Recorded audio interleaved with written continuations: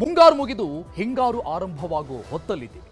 ಆದರೆ ಇನ್ನೂ ಕೂಡ ಮುಂಗಾರು ಮಳೆಯ ಆರ್ಭಟ ಮಾತ್ರ ನಿಂತ್ಕೊಂಡಿಲ್ಲ. ಎಷ್ಟರ ಮಟ್ಟಿಗಂದ್ರೆ ಕಲ್ಯಾಣ ಕರ್ನಾಟಕ ಮತ್ತು ಉತ್ತರ ಕರ್ನಾಟಕದ ಬಹುತೇಕ ಅಂದ್ರೆ ಆಲ್ಮೋಸ್ಟ್ 7-8 ಜಿಲ್ಲೆಗಳಲ್ಲಿ ಪ್ರವಾಹ ಪರಿಸ್ಥಿತಿ ಉಂಟಾಗಿ ಜನರ ಬದುಕು ಬೀದಿ ಪಾಲಾಗಿದೆ. ಇದೇ ಹೊತ್ತಿನ ಪಂಚಾಯಿತಿಯ ಮೊದಲ ಸ್ಟೋರಿ ಪ್ರವಾಹ ಪಾಲಿಟಿಕ್ಸ್. ಈ ಪ್ರವಾಹದ ಜೊತೆಗೆ ಪಾಲಿಟಿಕ್ಸ್ ಕೂಡ ಜೋರಾಗ್ಬಿಟ್ಟಿದೆ. ನೋಡಿ, ಒಮ್ಮೆ ಬರ ಮತ್ತೊಮ್ಮೆ ಅತಿವೃಷ್ಟಿ ಹಿನ್ನೆಲೆಯಲ್ಲಿ ರೈತರ ಬದುಕು, ಎಸ್ಪೆಷಲಿ ಈ ಭಾಗದ ರೈತರ ಬದುಕು, ಅವರ ಜೀವನದ ಹೋರಾಟವನ್ನ ಕೇಳೋದೇ ಬೇಡ ಹಾಗಾಗ್ಬಿಟ್ಟಿದೆ. ಇದರ ಜೊತೆಗೆ ಈ ಭಾಗದ ಜನರ ಜೀವನವೇ ಪ್ರತಿನಿತ್ಯದ ಬದುಕೆ ನೀರಲ್ಲಿ ಮುಳುಗಿದಂತಾಗಿದೆ. ಮಹಾರಾಷ್ಟ್ರದಿಂದ ಭೋರ್ಗರೆದು ಬರ್ತಾ ಇರುವ ಭೀಮಾ ಹಾಗೂ ಕೃಷ್ಣಾ ನದಿ ತೀರಗಳಲ್ಲಿ ಅಂದ್ರೆ ಬಹುತೇಕ ಈ ಭಾಗದ ಜಿಲ್ಲೆಗಳಲ್ಲಿ ಪ್ರವಾಹ ತತ್ತರಿಸುವಂತೆ ಮಾಡಿದೆ. ವಿಜಯಪುರ, ಕಲಬುರಗಿ ಭಾಗಗಳಲ್ಲಂತೂ ಜನರ ಬದುಕು ಅಕ್ಷರಶಃ ಮೂರಾಬಟ್ಟೆಯಾಗಿದೆ. ವಿಜಯಪುರ ಜಿಲ್ಲೆಯ ಇಂಡಿ ಮತ್ತು ಆಲಮೇಲ ತಾಲೂಕಿನ ಜನ ನಿರಂತರ ಪ್ರವಾಹದಿಂದ ತತ್ತರಿಸಿ ಹೋಗಿದ್ದಾರೆ. ವಿಜಯಪುರ ಜಿಲ್ಲೆಯ ಹಲವು ಗ್ರಾಮಸ್ಥರಿಗೆ ತೆಪ್ಪದಲ್ಲೇ ಅಟ್ ಪ್ರೆಸೆಂಟ್ ಈಗಲೂ ಕೂಡ ತೆಪ್ಪದಲ್ಲೇ ಓಡಾಡುವಂತಹ ಪರಿಸ್ಥಿತಿ ನಿರ್ಮಾಣ ಆಗಿದೆ, ಎದುರಾಗಿದೆ. ಹಬ್ಬದ ಸಂಭ್ರಮದಲ್ಲಿದ್ದಂತಹ ಜನರಿಗೆ ಪ್ರವಾಹ ಈಗ ವರುಣಾಘಾತವನ್ನ ತಂದೊಡ್ಡಿದೆ. ಉತ್ತರ ಕರ್ನಾಟಕ ಭಾಗದ ಪ್ರವಾಹದ ಈ ಪರಿಸ್ಥಿತಿಯನ್ನ ತಿಳಿಬೇಕು ಅಂತ ಇವತ್ತು ಸಿಎಂ ಸಿದ್ದರಾಮಯ್ಯನವರು ವೈಮಾನಿಕ ಸಮೀಕ್ಷೆ ಕೂಡ ಕೈಗೊಂಡರು. ಈ ಜೊತೆಗೆ ಎಂ.ಬಿ. ಪಾಟೀಲ್ ಅವರಿದ್ರು, ಪ್ರಿಯಾಂಕ್ ಖರ್ಗೆ ಭೇಟಿಯನ್ನು ಕೊಟ್ಟಿದ್ರು, ಶರಣಬಸಪ್ಪ ದರ್ಶನಾಪುರ ಕೂಡ ಭೇಟಿ ಕೊಟ್ಟಿದ್ರು. ಇನ್ನು ನಿನ್ನೆಯಿಂದ ವಿಪಕ್ಷ ಬಿಜೆಪಿ ನಾಯಕರು ಕೂಡ ಪ್ರವಾಸವನ್ನ ಮಾಡ್ತಾ ಇದ್ದಾರೆ ಈ ಭಾಗದಲ್ಲಿ. ಇವತ್ತು ಸಿಎಂ ಸೇರಿದಂಗೆ ಇಡೀ ಸಂಪುಟವೇ ಉತ್ತರ ಕರ್ನಾಟಕದ ಪ್ರವಾಹ ಪರಿಶೀಲನೆ ಮಾಡೋದಕ್ಕೆ ಮುಂದಾಯಿತು. ಇದರ ಜೊತೆಗೇನೆ ರಾಜಕೀಯ ಕೂಡ ಶುರುವಾಗ್ಬಿಟ್ಟಿದೆ, ಜೋರಾಗ್ಬಿಟ್ಟಿದೆ. ಪ್ರವಾಹ ಸಂತ್ರಸ್ತರ ವಿಶೇಷ ಪ್ಯಾಕೇಜ್ ಘೋಷಣೆ ಮಾಡುವ ವಿಚಾರಕ್ಕೆ ಸಂಬಂಧಪಟ್ಟಂಗೆ ರಾಜಕೀಯದ ಮೇಲಾಟನೇ ಹೆಚ್ಚಾಗಿದೆ. ನೋಡಿ, ರಾಜ್ಯ ಸರ್ಕಾರ ಪ್ಯಾಕೇಜ್ ಈ ಸದ್ಯಕ್ಕೆ ಘೋಷಣೆ ಮಾಡಬೇಕು ಅನ್ನೋದು ಬಿಜೆಪಿ ನಾಯಕರ ಆಗ್ರಹ ಆಗಿದೆ ಸಹಜವಾಗಿ.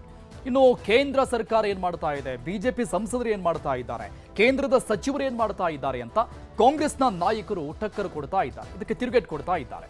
ಈ ಬಗ್ಗೆ ವಿಸ್ತೃತವಾದಂಥ ವರದಿ ಇದೆ, ಆ ಬಗ್ಗೆ ಮಾಹಿತಿಯನ್ನು ಕೊಡ್ತಾ ಹೋಗ್ತೀವಿ. ಮೊದಲ ಸ್ಟೋರಿ ಪ್ರವಾಹ ಪಾಲಿಟಿಕ್ಸ್ ನಲ್ಲಿ. ಇನ್ನು ಪಂಚಾಯಿತಿಯ ಇವತ್ತಿನ ಎರಡನೇ ಸ್ಟೋರಿ ದಾಸನಿಗಿಲ್ವಾ ಸೌಲಭ್ಯ. ನೋಡಿ, ಕಾಲಾಯ ತಸ್ಮೈ ನಮಃ ಅನ್ನೋದು ಎಲ್ಲ ಕಾಲಕ್ಕೂ ಎಲ್ಲರೂ ಒಪ್ಪಿಕೊಳ್ಳಲೇಬೇಕಾದಂಥದ್ದು. ನೋಡಿ, ಖ್ಯಾತ ನಟನಾಗಿ ಮೆರೆದಂಥ ದರ್ಶನ್ ಈಗ ಕೊಲೆ ಆರೋಪಿ ಕಂಬಿ ಹಿಂದಿದ್ದಾರೆ. ರೇಣುಕಾಸ್ವಾಮಿ ಅನ್ನುವಂಥ ವ್ಯಕ್ತಿಯನ್ನ ಕೊಲೆ ಮಾಡಿ ಆ ಕೊಲೆ ಕೇಸ್ನಲ್ಲಿ ಜೈಲು ಪಾಲಾಗಿರುವಂಥ ಪ್ರಮುಖ ವ್ಯಕ್ತಿ A2 ಜೈಲಲ್ಲಿ ಹೈಫೈ ಜೀವನ ನಡೆಸೋಕೆ ಹೋಗಿ ಬಳ್ಳಾರಿ ಜೈಲಿಗೆ ಶಿಫ್ಟ್ ಆದ್ರು. ವನವಾಸವನ್ನ ಅನುಭವಿಸಿ 9 ತಿಂಗಳ ಕಾಲ ವನವಾಸವನ್ನ ಅನುಭವಿಸಿ ಅದಾದ್ಮೇಲೆ ಬೇಲ್ ಸಿಕ್ತು. ಬೇಲ್ ಮೇಲೆ ಹೊರಗೆ ಬಂದ್ರು. ದೇಶ ವಿದೇಶಕ್ಕೆ ಸುತ್ತಾಡ್ತಾ ಇದ್ರು. ಫಿಲ್ಮ್ ಶೂಟಿಂಗ್ ನಲ್ಲಿ ಭಾಗಿಯಾಗ್ತಾ ಇದ್ರು. ಡೆವಿಲ್ ಅನ್ನುವಂಥ ಸಿನಿಮಾ ಶೂಟಿಂಗ್ ಅರ್ಧ ಆಗಿತ್ತು, ಅದನ್ನ ಪೂರ್ಣ ಪ್ರಮಾಣದಲ್ಲಿ ಮುಗಿಸಿದ್ರು. ಇದಾದ್ಮೇಲೆ ತನ್ನ ನಾರ್ಮಲ್ ಜೀವನ ಹೇಗಿದೆ ಆ ರೀತಿಯಾಗಿ ಸ್ಟಾರ್ಟ್ ಮಾಡಿದ್ರು. ಆದ್ರೆ ಅಂದುಕೊಂಡಂಗೆ ಏನು ರಾಜ್ಯ ಸರ್ಕಾರಕ್ಕೆ ಆಪ್ಷನ್ಸ್ಗಳಿತ್ತು, ಸುಪ್ರೀಂ ಬಾಗಿಲಿಗೆ ಹೋಗುತ್ತೆ ಅಂತ ಸುಪ್ರೀಂ ಬಾಗಿಲನ್ನ ತಟ್ಟಿತ್ತು ರಾಜ್ಯ ಸರ್ಕಾರ. ಸುಪ್ರೀಂ ಕೋರ್ಟ್ ಈ ಸಂದರ್ಭದಲ್ಲಿ ಆಶ್ಚರ್ಯದಿಂದ ಕೇಳಿತು, ಹೇಗೆ ಹೈಕೋರ್ಟ್ ಬೇಲನ್ನ ಹೇಗೆ ಕೊಡ್ತು, ಹೇಗೆ ಮಂಜೂರು ಮಾಡ್ತು ಅಂತ, ಹೇಗೆ ಸಾಧ್ಯ ಆಯ್ತಿದೆಯಲ್ಲ ಅಂತ ಬಾಯಿ ಮೇಲೆ ಬೆರಳಿಟ್ಟು ಕೇಳಿತ್ತು ಸುಪ್ರೀಂ ಕೋರ್ಟ್. ಹೇಗೆ ಈ ಎಲ್ಲ ಆರೋಪಿಗಳಿಗೆ ಬೇಲ್ ಸಿಕ್ಬಿಡ್ತು ಅಷ್ಟು ಈಸಿಯಾಗಿ ಅಂತ. ಇಷ್ಟೆಲ್ಲ ಸಾಕ್ಷಿಗಳಿದ್ರೂ ಕೂಡ ಹೇಗೆ ಬೇಲ್ ಸಿಕ್ತು ಅಂತ ಸುಪ್ರೀಂ ಕೋರ್ಟೇ ಹೌಹಾರ ಕೇಳಿತ್ತು. ಬೇಲ್ ಕೊಡುವಾಗ ಹೈಕೋರ್ಟ್ ಅಂದ್ರೆ ರಾಜ್ಯ ಹೈಕೋರ್ಟ್ ತನ್ನ ವಿವೇಚನೆಯನ್ನ ಬಳಸಿಲ್ಲ ಅಂತ ಸುಪ್ರೀಂ ಕೋರ್ಟ್ ಹೈಕೋರ್ಟ್ ಆದೇಶದ ಮೇಲೆ ಗರಂ ಆಯ್ತು. ಅದಾದ್ಮೇಲೆ ಸಿಕ್ಕಂತ ಬೇಲನ್ನ ಕ್ಯಾನ್ಸಲ್ ಮಾಡ್ತು ಸುಪ್ರೀಂ ಕೋರ್ಟ್. ಈಗ ಮತ್ತೆ ಪರಪ್ಪನ ಅಗ್ರಹಾರದ ಜೈಲು ಪಕ್ಷಿಯಾಗಿದ್ದಾರೆ ಆರೋಪಿ ದರ್ಶನ್. ಈಗ ನಿಜವಾದಂತಹ ಜೈಲು ಹೇಗಿರುತ್ತೆ ಅನ್ನುವಂತಹ ದರ್ಶನ್ಗಾಗ್ತಾ ಇದೆ. ಈಗ ಕೋರ್ಟ್ಗೆ ದರ್ಶನ್ ಕಡೆಯಿಂದ ಸೌಲಭ್ಯಗಳಿಗಾಗಿ ಅರ್ಜಿ ಸಲ್ಲಿಕೆ ಆಗಿತ್ತು. ದಿಂಬು ಬೇಕು, ಹಾಸಿಗೆ ಬೇಕು, ಬೇರೆ ಸೆಲ್ಗೆ ನನ್ನ ಶಿಫ್ಟ್ ಮಾಡಬೇಕು, ನನಗೆ ಫಂಗಸ್ ಆಗ್ತಾ ಇದೆ, ಬಿಸಿಲು ಕೂಡ ನೋಡೋಕೆ ಬಿಡ್ತಾ ಇಲ್ಲ, ವಾಕಿಂಗ್ ಮಾಡೋಕೆ ಬಿಡ್ತಾ ಇಲ್ಲ, ಫಂಗಸ್ ಆಗ್ತಾ ಇದೆ, ಡ್ರೆಸ್ಗಳೆಲ್ಲ ಸ್ಮೆಲ್ ಹೊಡಿತಾ ಇದೆ ಅಂತ ಈ ವಿಚಾರಕ್ಕೆ ಸಂಬಂಧಪಟ್ಟಂಗೆ ಅರ್ಜಿ ಸಲ್ಲಿಕೆ ಆಗಿತ್ತು. ಇವತ್ತು ವಾದ ಪ್ರತಿವಾದಗಳು ಕೂಡ ಜೋರಾಗಿನೇ ನಡೀತು. ಹಾಗಾದ್ರೆ ಇವತ್ತು ಕೋರ್ಟಲ್ಲಿ ಏನೆಲ್ಲ ಆಯಿತು ಅಂತ ಡಿಟೇಲ್ ಆಗಿ ಮಾಹಿತಿಯನ್ನ ಕೊಡ್ತಾ ಹೋಗ್ತೀವಿ. ಎರಡನೇ ಸ್ಟೋರಿ ದಾಸನಿಗಿಲ್ವಾ ಸೌಲಭ್ಯ. ಈ ಸ್ಟೋರಿಯಲ್ಲಿ ನಾವು ಮೊದಲ ಸ್ಟೋರಿ ಕಡೆ ಹೋಗೋಣ. ಉತ್ತರ ಕರ್ನಾಟಕದ ಬಹುತೇಕ 7-8 ಜಿಲ್ಲೆಗಳಲ್ಲಿ ಸೃಷ್ಟಿಯಾದಂತಹ ಪ್ರವಾಹದ ಹಿನ್ನೆಲೆಯಲ್ಲಿ ಒಂದಿಷ್ಟು ಪರಿಹಾರಕ್ಕಾಗಿ ಜನ ಹಪಹಪಿಸ್ತಾ ಇದ್ದಾರೆ. ಕೈಗೆ ಬಂದಂತಹ ತುತ್ತು ಬಾಯಿಗೆ ಬರಲಿಲ್ಲ ಅನ್ನುವಂತಹ ರೀತಿಯಲ್ಲಿ ಈ ಭಾಗದ ರೈತರು ಗೋಳಾಡ್ತಾ ಇದ್ದಾರೆ. ಆ ಕಾರಣದಿಂದ ಏನು ಘೋಷಣೆ ಆಗುತ್ತೆ ಸರ್ಕಾರದಿಂದ ಅನ್ನುವಂತಹ ಕುತೂಹಲ ಇದೆ. ಇದರ ನಡುವೆ ಈ ಪ್ಯಾಕೇಜ್ ವಿಚಾರಕ್ಕೆ ಸಂಬಂಧಪಟ್ಟಂಗೆ ರಾಜಕೀಯ ಹೇಗೆ ನಡೀತಾ ಇದೆ ಆ ಬಗ್ಗೆ ಒಂದು ವಿಸ್ತೃತ ವರದಿ ಇದೆ ನೋಡೋಣ. ಇಷ್ಟೆಲ್ಲ ನೀರು ಬಂದತ್ರ ಮನೆಗೆ ಒಂದು 2 ಫೂಟ್ ನೀರು ಏರ್ತಪ್ಪ ಅಂದ್ರೆ ಊರ್ ದಿಗ್ಬಂಧನ ಅಂದಂಗೆ ಆಗ್ತದೆ.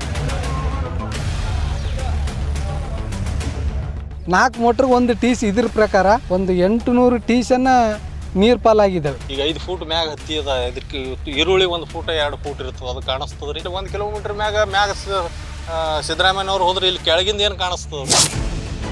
ಮಹಾರಾಷ್ಟ್ರದಿಂದ ಭೋರ್ಗರೆದು ಬರುತ್ತಿರುವ ಭೀಮಾ ಹಾಗೂ ಕೃಷ್ಣಾ ನದಿ ತೀರಗಳಲ್ಲಿ ಪ್ರವಾಹ ತತ್ತರಿಸುವಂತೆ ಮಾಡಿದೆ. ವಿಜಯಪುರ, ಕಲಬುರಗಿ ಭಾಗಗಳಲ್ಲಂತೂ ಜನರ ಬದುಕು ಅಕ್ಷರಶಃ ಮೂರಾಬಟ್ಟೆಯಾಗಿದೆ. ಅನ್ನ ಆಹಾರವಿಲ್ಲದೆ ಜನ, ಮೇವಿಲ್ಲದೆ ಜಾನುವಾರುಗಳು ಬೀದಿಗೆ ಬೀಳುವಂತಾಗಿದೆ. ವಿಜಯಪುರ ಜಿಲ್ಲೆಯ ಇಂಡಿ, ಆಲಮೇಲ ತಾಲೂಕಿನ ಜನ ಪ್ರವಾಹದಿಂದ ತತ್ತರಿಸಿದ್ದಾರೆ. ಖೇಡಗೆ ಗ್ರಾಮದಲ್ಲಿ ಇಡೀ ದೇವಸ್ಥಾನವೇ ಮುಳುಗಡೆಯಾಗಿದೆ. ಭಕ್ತರು ನೀರಿನಲ್ಲೇ ಹೋಗಬೇಕಾದ ಸ್ಥಿತಿ.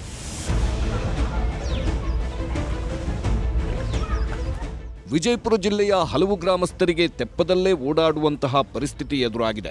ಹಬ್ಬದ ಸಂಭ್ರಮದಲ್ಲಿದ್ದ ಜನರಿಗೆ ಪ್ರವಾಹ ಆಘಾತ ತಂದಿದೆ. ನೀರು ತುಂಬಿರೋ ಕಾರಣಕ್ಕೆ ಮಠದ ಸ್ವಾಮೀಜಿಯೊಬ್ಬರು ಬೇರೆ ಕಡೆಗೆ ಸ್ಥಳಾಂತರಗೊಂಡಿದ್ದಾರೆ. ನಮ್ಮ ಕುಟುಂಬಸ್ಥರು ಬೇರೆ ಊರಿನಲ್ಲಿದ್ದಾರೆ, ಅವರು ಹಬ್ಬಕ್ಕೆ ಬರದಂತಾಗಿದೆ. ಗ್ರಾಮ ಸ್ಥಳಾಂತರ ಮಾಡುವಂತೆ ಮನವಿ ಮಾಡಿದ್ರೂ ಪ್ರಯೋಜನ ಆಗಿಲ್ಲ ಅಂತಾರೆ ಸ್ಥಳೀಯರು. ಹಲವಾರು ಬಾರಿ ನಮ್ಮ ಶ್ರೀಗಳು ಮನವಿ ಮಾಡಿದ್ದಾರೆ. 35 ವರ್ಷದ ಹಿಡಿದು ಸತತ ಪ್ರಯತ್ನದಲ್ಲಿ ಇದ್ದಾರೆ ಶ್ರೀಗಳು. ನಮ್ಮ ಊರು ಮುಳುಗಡೆ ಈಗ 4 ದಿವಸದಿಂದ ಕಡಿಮೆ ಆಗಿತ್ತು ಪ್ರವಾಹ, ಮತ್ತೆ ಈಗ 4 ದಿವಸ ಹಿಡಿದು ಮತ್ತೆ ಪ್ರವಾಹ ಜಾಸ್ತಿ ಆಗ್ಯದ. ಇನ್ನೊಂದು 2 ಫೂಟ್ ನೀರು ಏರ್ತಪ್ಪ ಅಂದ್ರೆ ಊರ್ ದಿಗ್ಬಂಧನ ಅಂದಂಗೆ ಆಗ್ತದೆ. ಜನರಿಗೆ ಭಾಳ ತೊಂದರೆ ಅದ. ಸಿಕ್ಕಾಪಟ್ಟಿ ಮಳೆಯಾಗಿ ಎಲ್ಲ ಬೆಳೆ ರೈತರು ಭಾಳ ಸಂಕಷ್ಟದಲ್ಲಿದ್ದಾರೆ. ಈ ಸಲ ರೈತರು ಈ ದಸರಾ ಭಾಳ ಕರಾಳ ದಸರಾ ಅಂತೇಳಿ ಆಚರಣೆ ಮಾಡೋ ಪರಿಸ್ಥಿತಿ ಒಳಗದಾರ. ಖೇಡಗೆ ಗ್ರಾಮದಲ್ಲಿ ನ್ಯೂಸ್ 18 ಗ್ರೌಂಡ್ ರಿಪೋರ್ಟ್ ಮಾಡಿದೆ. ಜನರ ದುಸ್ಥಿತಿಗಳ ಬಗ್ಗೆ ಬೆಳಕು ಚೆಲ್ಲಿದೆ. ಈ ಭಾಗದಲ್ಲಿ ನೋಡ್ತಾ ಇರ್ಬೋದು ನೀವು, ಮುಂದಿನ ಭಾಗದಲ್ಲಿ ಹೇಗೆ ಅಂಗಡಿಗಳೆಲ್ಲ ಜಲಾವೃತವಾಗಿ ಅಂತ ಹೇಳಿ ಸಂಪೂರ್ಣವಾಗಿ 30ಕ್ಕೂ ಅಧಿಕ ಮನೆಗಳು ಇಲ್ಲಿ ಜಲಾವೃತವಾಗಿ, ಜೊತೆಗೆ ಇಡೀ ಗ್ರಾಮದ ಅಂಗಡಿಗಳೇನಿವೆ ಅವು ಸಂಪೂರ್ಣವಾಗಿ ಜಲಾವೃತವಾಗಿರೋದ್ರಿಂದ ಬಹಳಷ್ಟು ಸಮಸ್ಯೆ ಆಗ್ತಾ ಇದೆ. ಬೀದರ್ನಲ್ಲಿ ಮಾಂಜ್ರಾ ನದಿ ಭೋರ್ಗರೆಯುತ್ತಿದೆ. ಕಮಲನಗರ ತಾಲೂಕಿನ ಸಾವಳಿ ಗ್ರಾಮದ ಜನರಿಗೆ ಜಲದಿಗ್ಬಂಧನವಾಗಿದೆ. 40ಕ್ಕೂ ಹೆಚ್ಚು ಮನೆಗಳಿಗೆ ಮಳೆ ನೀರು ನುಗ್ಗಿದೆ. ಗೃಹೋಪಯೋಗಿ ವಸ್ತುಗಳು ಜಲಾವೃತವಾಗಿವೆ. ಖಂಡೋಬಾ ದೇವಸ್ಥಾನಕ್ಕೂ ಜಲದಿಗ್ಬಂಧನವಾಗಿದೆ. ದೇವರ ಪೂಜೆಗೂ ಹೋಗಲಾಗ್ತಿಲ್ಲ. ನಮ್ಮ ಗ್ರಾಮದ ಖಂಡೋಬಾ ಗುಡಿ ಇದೆ ಸರ್. ಮಾಂಜ್ರಾ ನದಿ ಸುಮಾರು ಇಲ್ಲಿಂದ 3 ಕಿಲೋಮೀಟರ್ ದೂರ ಇದೆ ಸರ್. 3 ಕಿಲೋಮೀಟರ್ ದೂರಿಂದ ಬ್ಯಾಕ್ ವಾಟರ್ ಬಂದು ನಮ್ಮ ಊರ ಹೋಗಿದೆ. ಗುಡಿ ಇಲ್ಲ, ನೀರು ಕುಡಿಯಾಕ ನೀರು ಎಲ್ಲ ಪೂರ ಹೋಗ್ಬಿಟ್ಟಿದೆ ಸರ್. ಅಲ್ಲಿಂದ ಡೆಲಿವರಿಗೆ ಬರೀ ಸಾಕ್ಬಿಟ್ಟಿದಾವ ಸರ್. ಸುಮಾರು 500 ಎಕರೆಗಿಂತ ಹೆಚ್ಚಿಗೆ ನಮ್ಮ ಗ್ರಾಮದ ಭೂಮಿ ಇವತ್ತಿನ ಪೂರ ನೀರಲ್ಲಿದೆ ಸರ್. ಬೀದರ್ ಜಿಲ್ಲೆಯಲ್ಲಿ ಚೆಂಡು ಹೂವು ಬೆಳೆದ ರೈತನಿಗೂ ಅತಿವೃಷ್ಟಿ ಸಂಕಷ್ಟ ಎದುರಾಗಿದೆ. ದಸರಾ, ದೀಪಾವಳಿ ಹಬ್ಬದಲ್ಲಿ ಲಾಭದ ನಿರೀಕ್ಷೆಯಲ್ಲಿದ್ದ ರೈತರಿಗೆ ನಿರಾಸೆಯಾಗ್ತಿದೆ. ಅತಿ ಮಳೆಯಿಂದಾಗಿ ಇಳುವರಿ ಕಡಿಮೆಯಾಗಿದೆ. ಮಹಾನವಮಿ, ಆಯುಧ ಪೂಜೆಗೆ ಡಿಮಾಂಡ್ ಇದ್ರೂ ದರ ಕಡಿಮೆಯಾಗಿದೆ. ಮಳೆಯಿಂದ ಬಹಳ ನಷ್ಟ ಆಗಿದೆ. ಚೆಂಡು ಸುಮಾರು 1 ಎಕರೆ ಪ್ರದೇಶದಲ್ಲಿ ನಮ್ಮದು ಚೆಂಡು ಇದೆ. ಅದರಲ್ಲಿ 70% ಕೊಳೆದಿಂದ ಹಾಳಾಗಿದೆ. ಈಗ ರೈತರು ತುಂಬ ಸಂಕಷ್ಟದಲ್ಲಿದ್ದಾರೆ. ಮಾರ್ಕೆಟಲ್ಲಿ ಸಹ ರೇಟು ಇಲ್ಲ ಕಾರಣದಿಂದ ಇದು ತುಂಬ ರೈತರಿಗೆ ಕಷ್ಟದ ದಿನ. ಇದು 1 ಎಕರೆ ಇದೆ. 1 ಎಕರೆದು ಸುಮಾರು 50,000 60,000 ಸಾವಿರ ರೂಪಾಯಿ ಖರ್ಚು ಬಂದಿದೆ. ಇವನು ಇಲ್ಲ ಮಾರ್ಕೆಟ್ನಲ್ಲಿ. ಯಾಕ? ಇವು ಮಳೆಯಿಂದಾಗಿ ಹೂವುಗಳ ಪ್ರಾಬ್ಲಮ್ ಆಗಿನ ಸಲುವಾಗಿ ರೇಟ್ ಇಲ್ಲ ಮಾರ್ಕೆಟ್ನಲ್ಲಿ. ರಾಯಚೂರಿನಲ್ಲೂ ಪ್ರವಾಹದಿಂದ ಜನರು ತತ್ತರಿಸಿದ್ದಾರೆ. ಕೃಷ್ಣಾ ನದಿ ತುಂಬಿ ಹರಿಯುತ್ತಿರುವ ಕಾರಣಕ್ಕೆ ಎಲ್ಲೆಂದರಲ್ಲಿ ಮೊಸಳೆಗಳು ಕಾಣಿಸುತ್ತಿವೆ. 100 ಎಕರೆ ಭತ್ತ ನದಿ ನೀರಿನ ಪಾಲಾಗಿದೆ. ಮಳೆಯೂ ಬಿಡ್ತಿಲ್ಲ, ಬೆಳೆಯೂ ಕೈಗೆಟುಕಲಿಲ್ಲ ಅಂತ ರೈತರು ಕಣ್ಣೀರು ಸುರಿಸುತ್ತಿದ್ದಾರೆ. ಲಕ್ಷಾಂತರ ರೂಪಾಯಿ ಖರ್ಚು ಮಾಡಿದ್ವಿ, ಸರ್ಕಾರ ಏನು ಪರಿಹಾರ ಕೊಡುತ್ತೆ ನೋಡಬೇಕು ಅಂತಾರೆ ರೈತರು. ತೆನೆ ಬಿಚ್ಚಿತಂದ್ರೆ ಇನ್ನೊಂದು ತಿಂಗಳಲ್ಲಿ ಕಟಾವು. ಈಗ ಏನಿಲ್ಲ, ಒಂದೇ ಸಲ ಸ್ಪ್ರೇ ಮಾಡಿದ್ರೆ ಮುಗಿದೋಯ್ತು. ಅಂಥದ್ರಲ್ಲಿ ಇದಿಷ್ಟು ನಷ್ಟ ಪರಿಹಾರ ಏನು ಕೊಡ್ತಾರೋ ಸರ್ಕಾರ ಏನು ಗೊತ್ತಿಲ್ಲ. ಇಷ್ಟು ಖರ್ಚು ಮಾಡಿದ್ವಿ, ಈ ಥರ ಬಂದು ಹೊಳೆ ಬಂದು ಮುಳುಗಿದ್ರೆ ನಾವು ಏನು ಮಾಡ್ಬೇಕು ರೈತ? ಚಿಕ್ಕೋಡಿಯಲ್ಲೂ ಮಳೆಯಿಂದಾಗಿ ಭಾರೀ ಹಾನಿಯಾಗಿದೆ. ಬೆಳಗಾವಿ ಜಿಲ್ಲೆಯ ಅಥಣಿ ತಾಲೂಕಿನ ಸಂಬರ್ಗಿ ಗ್ರಾಮದಲ್ಲಿ ಮಳೆಯಿಂದ ಸೇತುವೆಯೊಂದು ಕೊಚ್ಚಿ ಹೋಗಿದ್ದು ಜನರು ಪರದಾಡುತ್ತಿದ್ದಾರೆ. 1 ವರ್ಷ ಆಯ್ತು ಪೂಲ್ ಕಟ್ಟಿ, ಮತ್ತೆಲ್ಲ ಈಗ ಹೋಯ್ತು.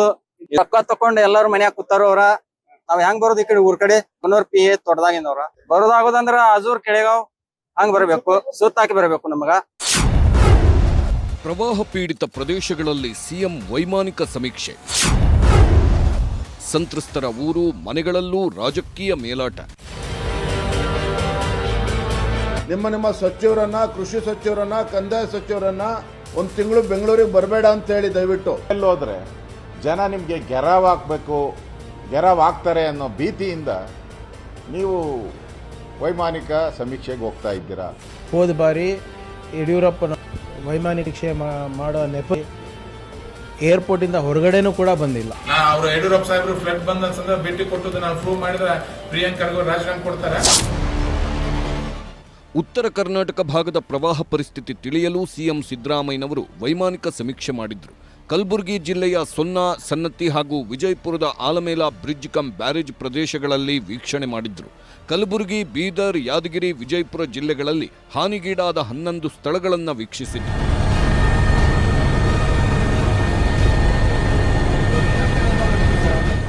ವೈಮಾನಿಕ ಸಮೀಕ್ಷೆ ಬಳಿಕ ಕಲಬುರಗಿ ಜಿಲ್ಲಾಧಿಕಾರಿ ಕಚೇರಿಯ ಸಭಾಂಗಣದಲ್ಲಿ ಅಧಿಕಾರಿಗಳ ಜೊತೆ ಸಿಎಂ ಸಭೆ ಮಾಡಿದ್ರು.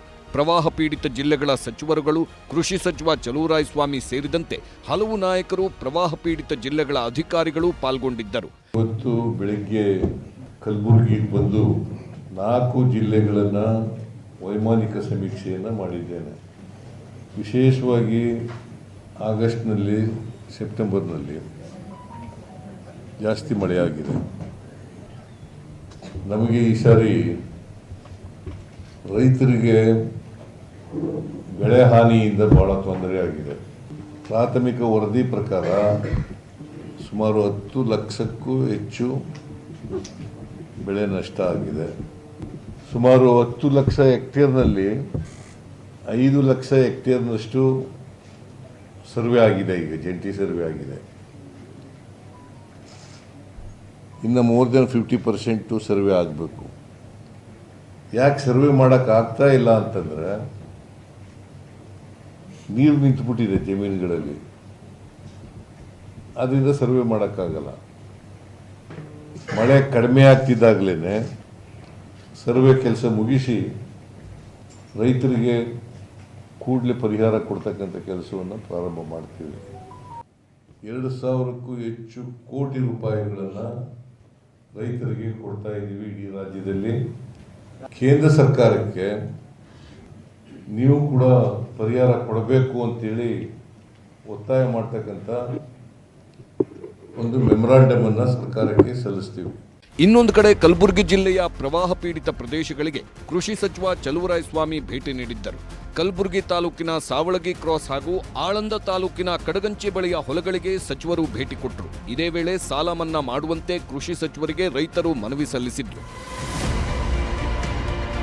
ಮತ್ತೊಂದು ಕಡೆ ಯಾದಗಿರಿ ಜಿಲ್ಲೆಯ ಶಹಾಪುರ ತಾಲೂಕಿನ ಸಾದ್ಯಾಪುರದಲ್ಲಿ ಬಿಜೆಪಿ ರಾಜ್ಯಾಧ್ಯಕ್ಷ ವಿಜಯೇಂದ್ರ ಬೆಳೆಹಾನಿ ವೀಕ್ಷಣೆ ಮಾಡಿದ್ರು. ಮಳೆ ನೀರು ನುಗ್ಗಿ ಹಾನಿಯಾಗಿರುವ ಬಗ್ಗೆ ವಿಜಯೇಂದ್ರ ಎದುರು ರೈತರು ನೋವು ತೋಡಿಕೊಂಡ್ರು. ಪ್ರವಾಹ ಸಂತ್ರಸ್ತರು ಇರುವ ಕಾಳಜಿ ಕೇಂದ್ರಗಳಿಗೂ ಭೇಟಿ ನೀಡಿದ ವಿಜಯೇಂದ್ರ ಎಲ್ಲರ ಸಮಸ್ಯೆಗಳನ್ನು ಕೇಳಿ ಧೈರ್ಯ ತುಂಬಿದ್ರು.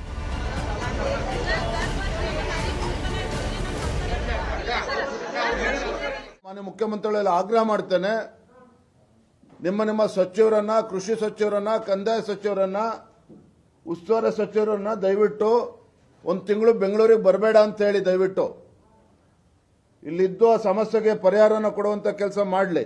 ದಯವಿಟ್ಟು ಇನ್ನೂ ಕೂಡ ತಡ ಮಾಡಬೇಡಿ. ರೈತರ ತಾಳ್ಮೆನ ಪರೀಕ್ಷೆ ಮಾಡೋದು ಬೇಡ. ಬೀದಿಗೆ ಬಂದಿದ್ದಾರೆ. ಪ್ರವಾಹ ಪ್ಯಾಕೇಜ್ನಲ್ಲೂ ಪಾಲಿಟಿಕ್ಸ್. ಕಾಂಗ್ರೆಸ್ ಬಿಜೆಪಿ ನಾಯಕರ ಟಾಕ್ ಫೈಟ್. ಉತ್ತರ ಕರ್ನಾಟಕದಲ್ಲಿ ಪ್ರವಾಹ ಬಂದಾಗಲೇ ಎಂಬಿ ಪಾಟೀಲ್, ಪ್ರಿಯಾಂಕ್ ಖರ್ಗೆ, ಶರಣಬಸಪ್ಪ ದರ್ಶನಾಪುರ ಭೇಟಿ ನೀಡಿದ್ದರು. ನಿನ್ನೆಯಿಂದ ಬಿಜೆಪಿ ನಾಯಕರು ಪ್ರವಾಸ ಮಾಡುತ್ತಿದ್ದಾರೆ. ಇವತ್ತು ಸಿಎಂ ಸೇರಿದಂತೆ ಇಡೀ ಸಂಪುಟವೇ ಉತ್ತರ ಕರ್ನಾಟಕದ ಪ್ರವಾಹ ಪರಿಶೀಲನೆ ಮಾಡಿದೆ. ಪ್ರವಾಹ ಸಂತ್ರಸ್ತರ ವಿಶೇಷ ಪ್ಯಾಕೇಜ್ ಘೋಷಣೆಯಲ್ಲೂ ರಾಜಕೀಯದ ಮೇಲಾಟವೇ ಹೆಚ್ಚಾಗಿದೆ. ರಾಜ್ಯ ಸರ್ಕಾರ ಪ್ಯಾಕೇಜ್ ಘೋಷಣೆ ಮಾಡಲಿ ಅನ್ನೋದು ಬಿಜೆಪಿ ನಾಯಕರ ಆಗ್ರಹ. ಕೇಂದ್ರ ಸರ್ಕಾರ, ಬಿಜೆಪಿ ಸಂಸದರು, ಸಚಿವರು ಏನು ಮಾಡುತ್ತಿದ್ದಾರೆ ಅನ್ನೋದು ಕಾಂಗ್ರೆಸ್ ನಾಯಕರ ಟಕ್ಕರ್.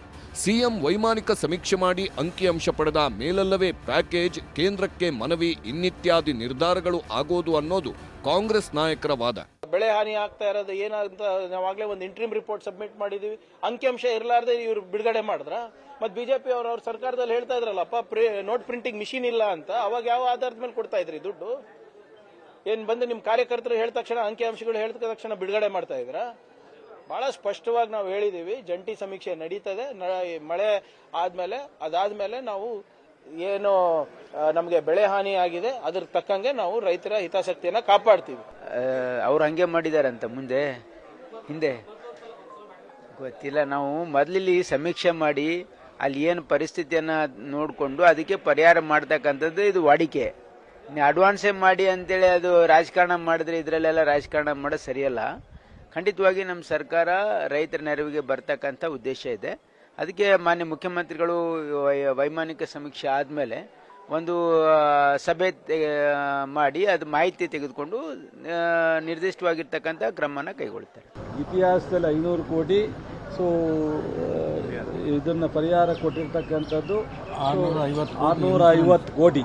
ಅದರಲ್ಲಿ 300 ಮೊದಲಾಗಿತ್ತು, ಮತ್ತೆ 300 ಚಿಲ್ಲರೆ, ಮೊನ್ನೆ 200 ಆಯಿತು, 150 ರಿಲೀಸ್ ಆಗಿದೆ, ಕೆಲವರಿಗೆ ಅಕೌಂಟ್ಗೆ ಹೋಗಿಲ್ಲ. ಇಷ್ಟು ಇತಿಹಾಸದಲ್ಲಿ ಕೊಟ್ಟಿರ್ತಕ್ಕಂಥದ್ದು. ಅಶೋಕ್ ಹತ್ರ, ವಿಜಯೇಂದ್ರ ಹತ್ರ ಪಾಠ ಕಲಿತು ರೈತರ ಬಗ್ಗೆ ನಾವು ಕಾಳಜಿ ವಹಿಸುವಂತ ಅವಶ್ಯಕತೆ ಇಲ್ಲ. ಈ ಮಧ್ಯೆ ಕೇಂದ್ರ ಕೈಗಾರಿಕಾ ಸಚಿವ ಎಚ್.ಡಿ. ಕುಮಾರಸ್ವಾಮಿ ರಾಜ್ಯ ಸರ್ಕಾರವನ್ನ ತರಾಟೆಗೆ ತೆಗೆದುಕೊಂಡ್ರು. ಸಿಎಂ ಸಿದ್ದರಾಮಯ್ಯ ಡಿಸಿಗಳಿಗೆ ಧಮಕಿ ಹಾಕೋದಲ್ಲ, ಕೇಂದ್ರ ಸಚಿವರನ್ನ ಭೇಟಿ ಮಾಡಿದ್ದೀರಾ, ಕೇಂದ್ರದ ನಿಯೋಗಕ್ಕೆ ಮನವಿ ಮಾಡಿದ್ದೀರಾ, ಪರಿಹಾರ ಕೊಡಿ ಅಂತ ಪತ್ರ ಬರೆದಿದ್ದೀರಾ ಎಂದು ಪ್ರಶ್ನಿಸಿದ್ರು. ಯಾವ ಮಂತ್ರಿಗಳು ಪ್ರವಾಹ ಸ್ಥಳಕ್ಕೆ ಹೋಗಿ ಕೆಲಸ ಮಾಡಿದ್ದಾರೆ ಎಂದು ಪ್ರಶ್ನಿಸಿದ್ರು. ಇಷ್ಟು ದಿನಗಳಿಂದ ಜನ ನೊಂದಿದ್ದಾರೆ. 36 ಜನ ಮಂತ್ರಿಗಳಿದ್ದು ಎಷ್ಟು ಜನ ಎಲ್ಲೆಲ್ಲಿ ಭೇಟಿ ಕೊಟ್ಟರು ಮಂತ್ರಿಗಳು? ಮುಖ್ಯಮಂತ್ರಿಗಳು ಡಿಸಿಗಳಿಗೆ ಗರಂ ಆಗಿ ಮಾತಾಡಿ ತಕ್ಷಣ ಕ್ರಮ ತಗೊಳ್ಳಿ ಅಂತ ಹೇಳಿ ಬೆಂಗಳೂರಿನಿಂದ ಕೂತ್ಕೊಂಡು ಹೇಳಿದ ತಕ್ಷಣ ಈಗಿನ ಒಂದು ಆಡಳಿತ ವ್ಯವಸ್ಥೆನಲ್ಲಿ ಎಷ್ಟರ ಮಟ್ಟಿಗೆ ಈ ಅಧಿಕಾರಿಗಳು ಕೆಲಸ ಮಾಡಬಹುದು? ಆ ಡಿಸಿಗೂ ಕೋಆಪರೇಷನ್ ಕೊಡ್ತಕ್ಕಂತ ಒಂದು ವಾತಾವರಣ ನೀವು ನಿರ್ಮಾಣ ಮಾಡಿದ್ದೀರಾ ಇಲ್ಲಿ? ಇನ್ನು ಸಿಎಂ ಸಿದ್ದರಾಮಯ್ಯನವರ ವೈಮಾನಿಕ ಸಮೀಕ್ಷೆಯನ್ನು ಬಿಜೆಪಿ ನಾಯಕರು ಟೀಕಿಸಿದ್ದಾರೆ. ರಸ್ತೆಗಳಲ್ಲಿರುವ ಗುಂಡಿಗಳನ್ನ ಮರೆಮಾಚಲು ಹೆಲಿಕಾಪ್ಟರ್ ಹತ್ತಿದ್ರ ಅಥವಾ ಕಾರಿನಲ್ಲಿ ಹೋದ್ರೆ ಜನ ಘೆರಾವ್ ಹಾಕ್ತಾರೆ ಅಂತ ಹೆಲಿಕಾಪ್ಟರ್ ಹತ್ತಿದ್ರ ಅಂತೆಲ್ಲ ಪ್ರಶ್ನಿಸಿದ್ದಾರೆ. ಅದಕ್ಕೆ ಟಾಂಗ್ ಕೊಟ್ಟಿರುವ ಕಾಂಗ್ರೆಸ್ ನಾಯಕರು ಸಿದ್ದರಾಮಯ್ಯ ಹೆಲಿಕಾಪ್ಟರ್ನಾದ್ರೂ ಹತ್ತಿ ನೋಡಿದ್ರು, ನಿಮ್ಮ ಯಡಿಯೂರಪ್ಪ ಮಾಡಿದ್ದಾದ್ರೂ ಏನು ಎಂದು ಮರುಪ್ರಶ್ನೆ ಹಾಕಿದ್ರು. ಏರ್ಪೋರ್ಟ್ನಲ್ಲೇ ಕೂತು ಅಧಿಕಾರಿಗಳ ಸಭೆಯನ್ನೂ ಮಾಡದೆ ಹೋಗಿದ್ದು ಗೊತ್ತಿಲ್ವಾ ಎಂದು ತಿರುಗೇಟು ಕೊಟ್ರು. ವೈಮಾನಿಕ ಸಮೀಕ್ಷೆ ಹೋಗ್ತಾ ಇದ್ದೀರಲ್ಲ, ನೀವೇನು ಡೆಲ್ಲಿಯಿಂದ ಬರ್ತಾ ಇದ್ದೀರಾ ಅಥವಾ ಬಾಂಬೆಯಿಂದ ಬರ್ತಾ ಇದ್ದೀರಾ? ನಮ್ಮ ಕರ್ನಾಟಕದಲ್ಲಿರೋ ಲ್ಯಾಂಡನ್ನು ನೋಡಕ್ಕೆ ಬರ್ತಾ ಇರೋದು. ಈಗ ಪ್ರೈಮ್ ಮಿನಿಸ್ಟರ್ ಆದರೆ ಡೆಲ್ಲಿಯಿಂದ ಬರಬೇಕು, ಬೇರೆ ಬೇರೆ ರಾಜ್ಯಗಳನ್ನು ದಾಟಿ ಬರಬೇಕು. ನೀವು ನಮ್ಮದೇ ರಾಜ್ಯ. ಒಂದು ನಿಮ್ಮ ಪ್ರಶ್ನೆ, ರಸ್ತೆಗಳೆಲ್ಲ ಹಾಳಾಗಿ ಗುಂಡಿ ಬಿದ್ದಿದೆ ಅಂತ ದಿನನಿತ್ಯ ಮಾಧ್ಯಮದಲ್ಲಿ ಜನ ಚೀಮಾರಿ ಆಗ್ತಾವ್ರಲ್ಲ, ಇಡೀ ದೇಶದ ಪ್ರಪಂಚದ ಸುದ್ದಿಯಾಗಿದೆಯಲ್ಲ, ಅದನ್ನು ಅವಾಯ್ಡ್ ಮಾಡೋಕ್ಕೋಸ್ಕರ ಹೆಲಿಕಾಪ್ಟರಲ್ಲಿ ಹೋಗ್ತಾ ಇದ್ದೀರಾ ಅಂತ ಜನ ಕೇಳ್ತಾ ಇದ್ದಾರೆ. ನನ್ನ ಪ್ರಶ್ನೆ, ಹೋದ ಬಾರಿ ಯಡಿಯೂರಪ್ಪನವರು ವೈಮಾನಿಕ ಸಮೀಕ್ಷೆ ಮಾಡೋ ನೆಪದಲ್ಲಿ ಏರ್ಪೋರ್ಟಿಂದ ಹೊರಗಡೆನೂ ಕೂಡ ಬಂದಿಲ್ಲ, ರೈತರಿಗೂ ಭೇಟಿಯಾಗಿಲ್ಲ, ಅಧಿಕಾರಿಗಳಿಗೂ ಭೇಟಿಯಾಗಿಲ್ಲ, ಹಾಗೇ ಹೋದರು. ಸೊ ಅವರಿಂದ ನಾವು ಏನು ಪಾಠ ಕಲಿಯೋದಿಲ್ಲ. ಅವರು ಯಡಿಯೂರಪ್ಪ ಸಾಹೇಬರು ಫ್ಲಡ್ ಬಂದ ಸಂದರ್ಭ ಭೇಟಿ ಕೊಟ್ಟು ನಾನು ಪ್ರೂವ್ ಮಾಡಿದ್ರೆ ಪ್ರಿಯಾಂಕರ್ಗೂ ರಾಜೀನಾಮೆ ಕೊಡ್ತಾರ? ಹೇಳ್ತೇನೆ, ನಾನು ನೇರವಾಗಿ ಪ್ರಿಯಾಂಕರ್ಗೆ ಅವ್ರಿಗೆ ಹೇಳ್ತೇನೆ, ದಯವಿಟ್ಟು ಆ ತರ ದೊಡ್ಡವ್ರ ಬಗ್ಗೆ ಮಾತಾಡೋದು ಬಿಟ್ಬಿಡ್ರಿ. ಇನ್ನು ಸಿಎಂ ಸಿದ್ದರಾಮಯ್ಯನವರ ಸಮೀಕ್ಷೆಯನ್ನ ಬಿಜೆಪಿಯವರಷ್ಟೇ ಅಲ್ಲ, ವಿಜಯಪುರದ ಭೀಮಾ ನದಿ ಪ್ರವಾಹ ಸಂತ್ರಸ್ತರು ಆಕ್ರೋಶ ಹೊರಹಾಕಿದ್ದಾರೆ. ಸಿಎಂ ಹಾಗೂ ಅಧಿಕಾರಿಗಳು ರೈತರ ಹೊಲಗಳಿಗೆ ಬರಬೇಕು, ನೀವು ಕೊಡುವ ಪರಿಹಾರ ಯಾವುದಕ್ಕೆ ಸಾಕಾಗುತ್ತೆ, ಮೊದಲು ಹೊಲಕ್ಕೆ ಬಂದು ಸಮಸ್ಯೆ ಆಲಿಸಿ ಬಳಿಕ ಸಮೀಕ್ಷೆ ಮಾಡಿ ಎಂದು ರೈತರು ಆಗ್ರಹಿಸಿದ್ದಾರೆ. ಅದು ನಮ್ಗೆ ಸರಿ ಅನ್ಸಲಿಲ್ರಿ. ಅದಕ್ಕೊಂದು ಏನ್ರ ವ್ಯವಸ್ಥಿತವಾಗಿ ಅಧಿಕಾರಿಗಳಿಗೆ ಇಲ್ಲಿ ಬಂದು ಜಾಗಕ್ಕೆ ಬಂದು ಎಷ್ಟು ಹೋಗ್ಯದ ಏನಿತ್ತು, ಈಗ 5 ಫೂಟ್ ಮ್ಯಾಗ ಹತ್ತಿ ಅದ, ಇದಕ್ಕೆ ಈರುಳ್ಳಿ 1 ಫೂಟ್ 2 ಫೂಟ್ ಇರ್ತದ, ಅದು ಕಾಣಿಸ್ತದ್ರಿ. 1 ಕಿಲೋಮೀಟರ್ ಮ್ಯಾಗ ಸಿದ್ದರಾಮಯ್ಯನವ್ರು ಹೋದ್ರೆ ಇಲ್ಲಿ ಕೆಳಗಿಂದ ಏನ್ ಕಾಣಿಸ್ತದ ಅವ್ರಿಗೆ? ಬಾಳ ಆದ್ರ ಹಸಿರು ಕಾಣಿಸ್ತಿರ್ಬೋದು, ಬಾಳ ಆದ್ರ ನೀರ್ ಕಾಣಿಸ್ತದ, ಬಾಳ ಆದ್ರ ಮತ್ತೊಂದು ಬೆಳೆ ಏನು ಕಾಣಿಸಲ್ಲ. ಇದೇ ಹತ್ತಿ ಅದ ಅಂತೇಳಿ ಮ್ಯಾಗಿಂದ 1 ಕಿಲೋಮೀಟರ್ ಮ್ಯಾಗ ಇದೇ ತೊಗರಿದ ಹೇಳಿ ಅವ್ರಿಗೆ ನಾವು ಇದು ಶಬ್ಬಾಷ್ ಅಂತೇವು. 1 ಕಿಲೋಮೀಟರ್ ಮ್ಯಾಗ ಏನ್ ಕಾಣಿಸ್ತದ? ಇದೇ ಈರುಳ್ಳಿದ ಹೇಳಿ, ಇದೇ ಮೆಕ್ಕೆಜೋಳದ ಹೇಳಿ, ಮ್ಯಾಗಿಂದು ಏನು ಕಾಣಿಸೋದಿಲ್ಲ ಅವ್ರಿಗೆ. ಇಲ್ಲಿ ಬಂದು ನೀರ್ ದಂಡಿಗೆ ಬಂದು ತಿರುಗಾಡಿ ಏನದ ಏನ್ ಸುದ್ದಿ ನೋಡ್ಕೊಂಡು ಹೋದ್ರೆ ಗೊತ್ತಾಗ್ತದ. ಅವರು ಒಂದ್ ಸ್ವಲ್ಪ ಬರಬೇಕು, ಬಂದು ನೋಡ್ಕೊಂಡು ರೈತರ ಕಷ್ಟ ಏನದ ಅಂತ ಸ್ವಲ್ಪ ವಿಚಾರ ಮಾಡ್ಕೊಂಡು ಹೋಗ್ಬೇಕಂತ ನಮ್ದು ವಿಚಾರ.